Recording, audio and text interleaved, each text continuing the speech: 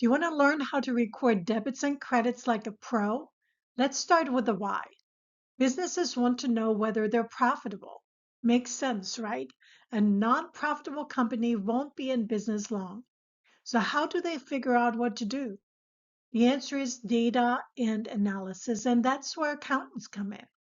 Accountants record all the business transactions that impact what the company owns, what it owes, the revenue it earns, and the expenses it pays in a diary of sorts called the general journal with debits and credits so that business owners know how well the business is doing. Let's talk through it step by step. In step one, accountants determine if the transaction is an accounting transaction. They do that by asking a few questions. If you can explain what happened and answer yes to, is it related to the business?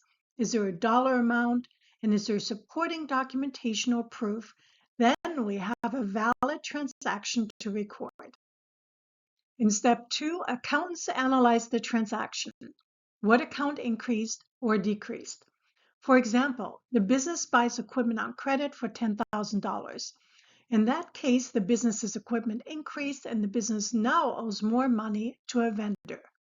In step three, we figure out what account type these accounts belong into. The account types we can choose from are assets, liabilities, owner's equity, revenue, expenses, drawing, or dividend. For example, equipment would be an asset and money owed to a vendor is a liability. In step four, it gets exciting and we figure out the debits and credits. And accountants use the dealer mnemonic to do it.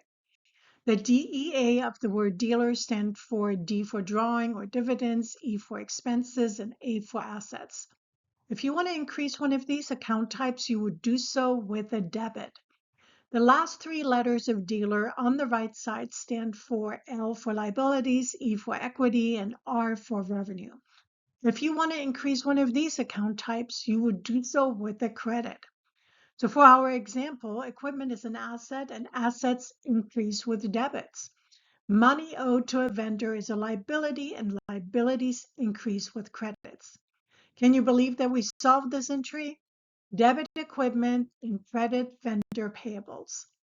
In step five, we record the transaction in the general journal and check that we have at least one debit and one credit.